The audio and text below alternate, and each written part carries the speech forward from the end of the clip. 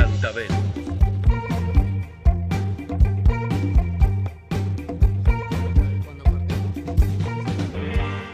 Bueno, Pablo, la semana pasada estuvimos en una columna muy linda que habías comenzado sobre la vida y obra de Rodolfo Walsh. Fue muy al final del programa y quedamos en que iba a haber una segunda parte, que supongo que es lo que vamos a empezar ahora, ¿no? Se supone. ¿Se supone? ¿Estamos de acuerdo? Totalmente de Qué acuerdo. grande, Marce. Por Bueno, supuesto. sí, la realidad es que en este mes que ya pasó, marzo, se cumplían 50 años del golpe y no había nada mejor que por ahí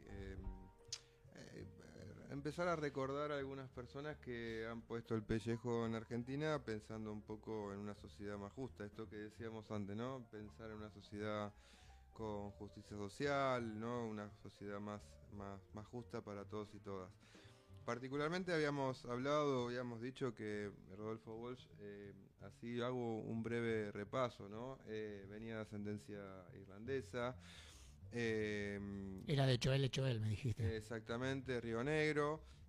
Particularmente la crisis del 30 lo golpea fuerte. Es ahí como se tiene que su padre muere.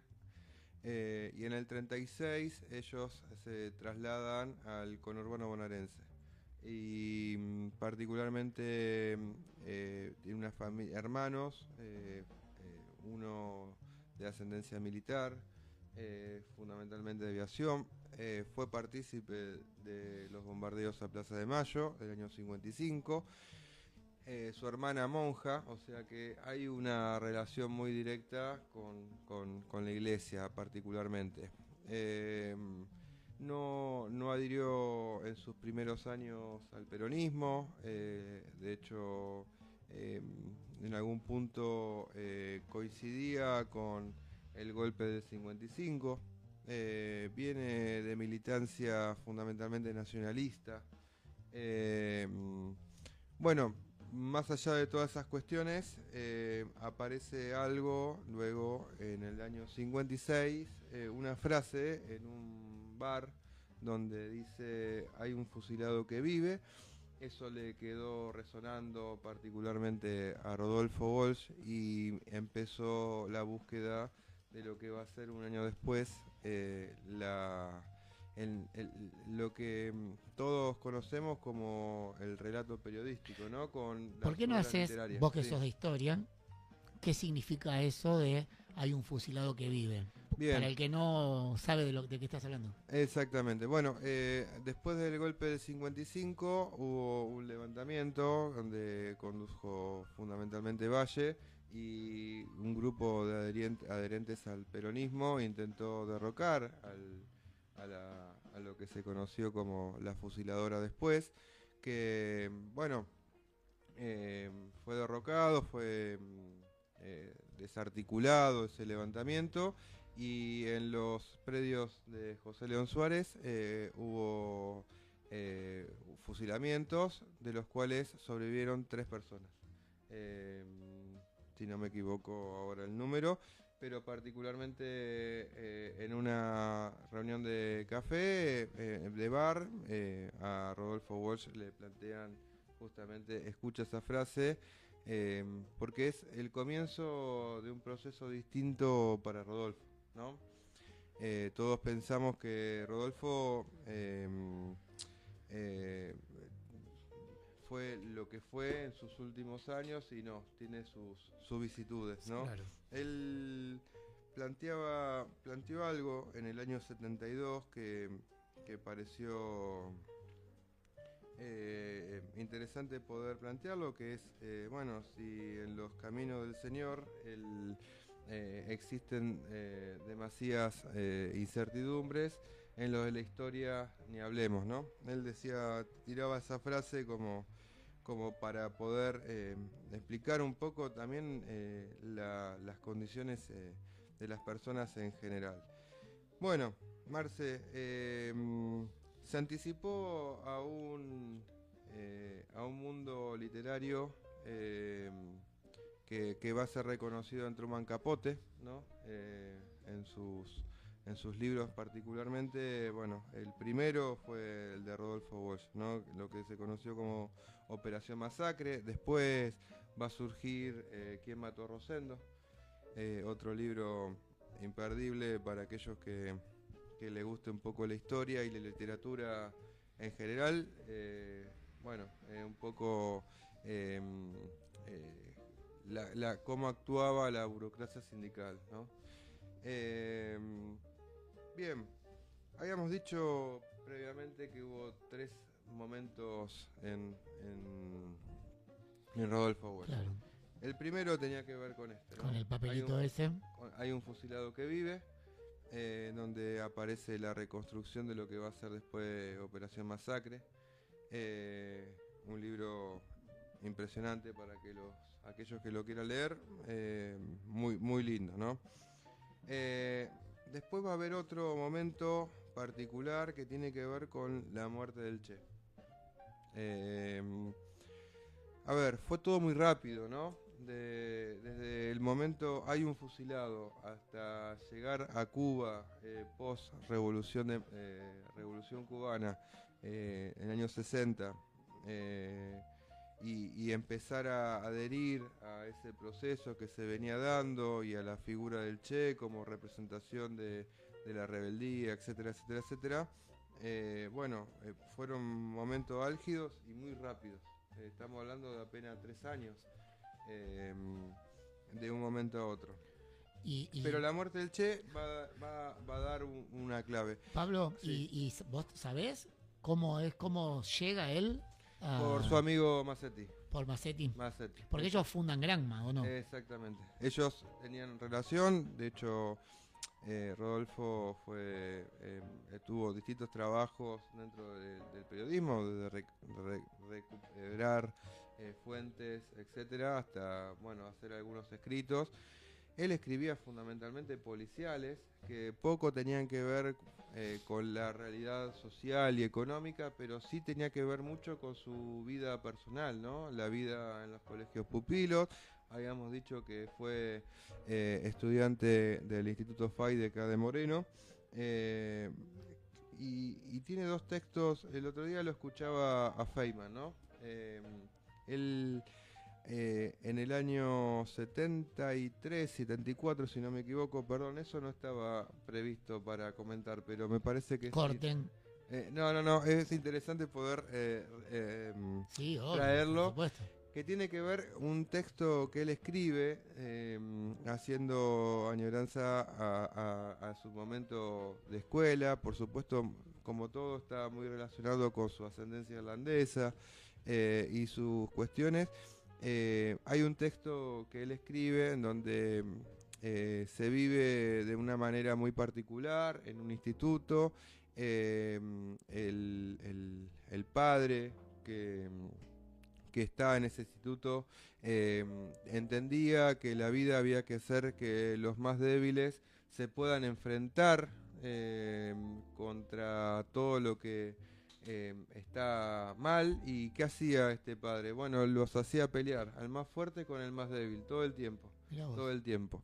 Y entonces en un momento ellos le escriben una carta a una persona para que los venga a ayudar. Y cuando vino a ayudarlos, ¿qué es lo que pasó? No los ayudó.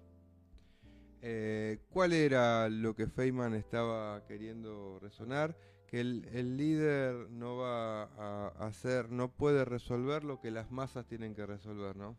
Eso particularmente son algunos de los resabios que va a pensar y analizar ya años 74, 75, ¿no? Recordemos que en el año 73 se suma a Montoneros. Algo que habíamos dicho el programa anterior, que tenía que ver con que él se anticipó fundamentalmente a lo que de algunos, Gabriel García Márquez decía, el escritor o periodista que se anticipó a la CIA, ¿no? Él dio aviso que decodificaba mensajes. Exactamente, ¿no? Sí, decodificó unos mensajes. y anticipó que había unos mercenarios en Guatemala que estaban entrenando para atacar directamente a Cuba, y es lo que anticipó fundamentalmente en Playa Girón, la batalla de Playa Girón, ¿no? Bueno, en fin, cuestiones anecdóticas que, que quedan dentro del proceso histórico, ¿no? Bueno, Marce, ¿vamos bien hasta acá? Sí, perfecto. ¿Alguna pregunta que quieras No, hacer? te iba a preguntar, lo que pasa es que no quiero interrumpirte mucho. ¿Cuándo vuelve a la Argentina de Cuba? ¿En qué año? Año 71, Ah, ¿sí? o sea, bastante Vos después. calculamos que ahí se conforma lo O que sea, fue ya- Ancla. Bueno,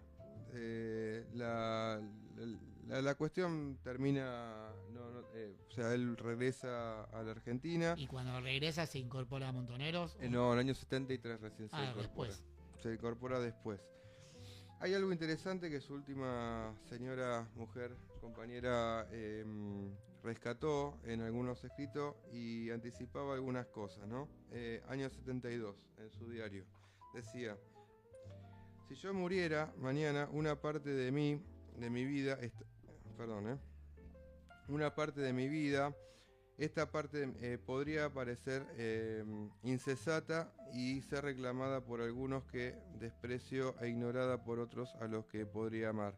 Desde luego, esa reivindicación personal no es lo más importante, aunque no sea totalmente capaz, aunque de ser renunciar a ella. Lo que importa es el proceso que ha pasado por mí, la historia de cómo yo cambié y cambiaron los demás y cambió mi país. Fuerte, Año 72, ¿no? Pensando un poco en la recopilación de su proceso, ¿Sí? de su vida histórica, ¿no? Sí. Pasar de ese nacionalismo, ese antiperonismo, a luchar por ese proceso que... Sí, supongo también que habrá sido muy fuerte justo en los años en los que estuvo en Cuba. Sí, pero ya previamente a eso, o sea, encontrarse con las entrevistas a los distintos sobrevivientes de lo que fueron los fusilamientos de Claro. José León Suárez, ¿no? Empezar a comprender ciertas cosas que venían pasando y que él no podía ver, de los procesos históricos, etcétera. Bueno, lo hizo cambiar mucho de parecer, ¿no? En esa cuestión. Pero bueno, habíamos dicho la semana pasada un texto que él escribe que se llama Un oscuro día de justicia. Bueno, particularmente de ese texto sale una siguiente reflexión, ¿no? Que él plantea. Lo habíamos planteado la semana pasada, que se escribe tras la muerte, de enterarse de la muerte de Ernesto Che Guevara en Bolivia, y una de las cuestiones centrales del texto tenía que ver justamente con las expectativas morales que tenemos todos nosotros, ¿no? Él decía, bueno, el mundo no funciona según nuestras expectativas morales. Hay otras cuestiones que circundan siempre en nuestro entorno, siempre en nuestras vidas. Particularmente saber comprender eso, y ya que estamos hablando un poco de la historia la pensamos un poco en nuestro presente, ¿no? No tiene que ver con lo que nosotros pretendemos que sea, sino qué es lo mejor que podemos hacer para poder, tener una sociedad más justa. No sé si se entiende, Marta. Sí, se entiende. También entiendo que sin salirse de primicias básicas, ¿no? Uy, perdón. O por lo menos el proceso que él vivió en su experiencia, así lo fue. Sí, pero bueno. Quiero decir, o sea, no creo que si hubiese sido tenemos que luchar por, no sé, por la defensa del capitalismo ultranza, estaría diciendo lo que dijo. No, por supuesto que... Y no lo estoy tratando mal, al contrario. No, está claro, Marce, lo que sí sucede particularmente es que Bueno, tiene que ver también con una cuestión de época, ¿no? Sí, Una etapa obviamente. generacional. Pensemos que gran parte de la militancia en general, los cuadros políticos eran jóvenes. Sí, sí. Eh, Sí, aparte perdóname, aparte una etapa en donde el mundo estaba girando alrededor de todo eso. No era algo que estaba sucediendo en una islita perdida del Caribe o en algunos países del tercer mundo de Latinoamérica, sino que o sea, los países desarrollados también estaban convulsionados. sí, Se salía de la Segunda Gran Guerra, hacía poco, ¿no? no, era un contexto complejo. Un tema que me gustaría que lo podamos charlar, lo que fueron también un poco los procesos históricos en Argentina, lo que fue la resistencia peronista, de lo que implicó el peronismo para la Argentina, pero también las luchas revolucionarias, ¿no? No solamente en Argentina, sino también en gran parte de Latinoamérica. Sí, sí. Cuba fue una expresión. Sí, sí. Y eh, en Argentina, pero tenemos para hablar días. Sí, sí, sí, tenemos bastante ahí para charlar, sacar leña sobre la cuestión. Pero bueno, dale, vamos a Vamos seguir a la, a con la- Rodolfo vamos, Wolf, porque si no, vamos a seguir un poquito. Bueno, dijimos que hubo dos elementos hablamos dos de los tres elementos sí, que impactaron en su vida. El tercer elemento tuvo que ver con la muerte de Vicky, su hija, militante montonero. Eh, yo recuerdo un amigo se tatuó esta frase que dice: ustedes no nos matan, nosotros elegimos morir.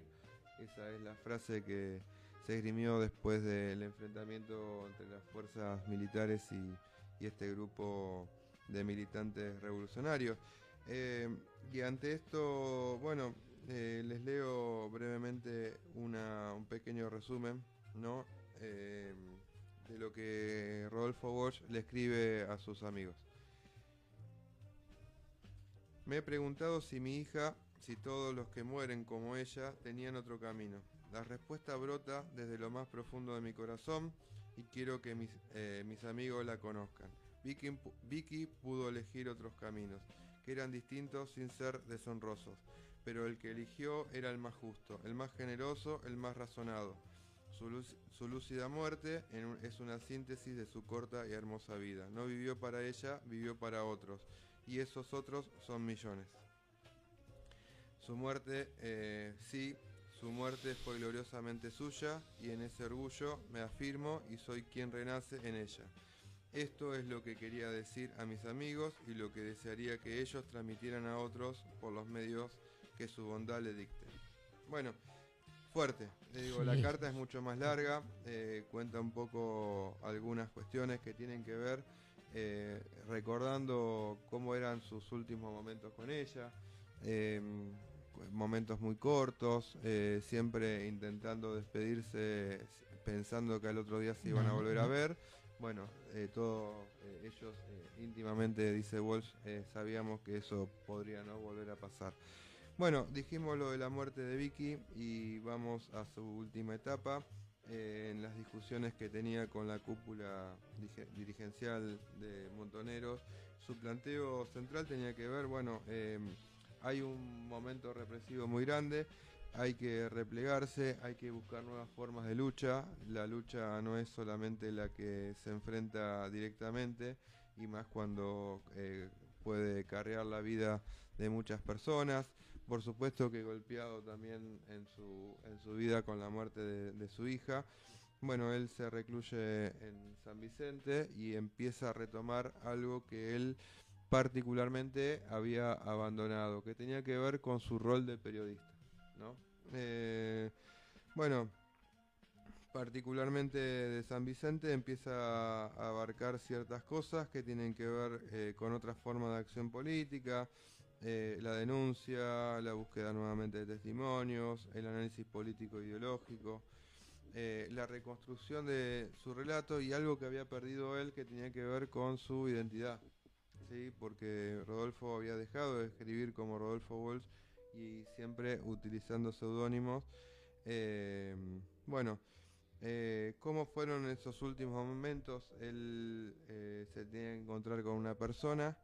Él intuía que esa cita estaba envenenada. como lo dice Miguel Bonazo en una entrevista.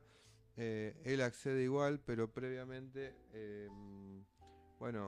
hace lo que todo militante comprometido con la realidad haría, que es entregar lo que él después va a hacer, o lo que va a hacer después, su famosa carta a la Junta Militar, carta de un periodista a la Junta Militar, justamente a un año del golpe, el 24 de marzo del 77. Cívico-militar, ¿no? La carta es un análisis político de la realidad muy concreta, no solamente desde lo económico, la política económica que estaba llevando adelante Martínez de Oz, sino también qué es lo que estaba pasando con las atrocidades que estaba haciendo el terrorismo de Estado. Bueno, una serie de cuestiones en torno a eso que, bueno, son bastante complejo y de fácil acceso, que no es a donde nosotros queríamos apuntar, ¿no? Tenía que ver con esta heterogeneidad de la vida de Rodolfo, tenía que ver con su compromiso con la palabra, con su compromiso con la historia, con su compromiso con el periodismo y fundamentalmente con esa visión de país que Rodolfo quería para la Argentina. Bueno, Pablo, excelente la descripción que nos hiciste de Rodolfo Wall, de su vida. Y me quedo con esto último, muy importante para estas épocas en las que estamos viviendo, el compromiso, ¿sí? El compromiso nuestro, ¿no? De los que estamos luchando, o de los que siempre luchamos, o de los que siempre pensamos, por lo menos, no igual que Rodolfo, porque estamos hablando de algo muy grande, pero por lo menos nos acercamos bastante a sus ideales. Como siempre digo, del lado bueno de la vida. Exactamente. Bueno. Vamos, Pelá. Cantabel.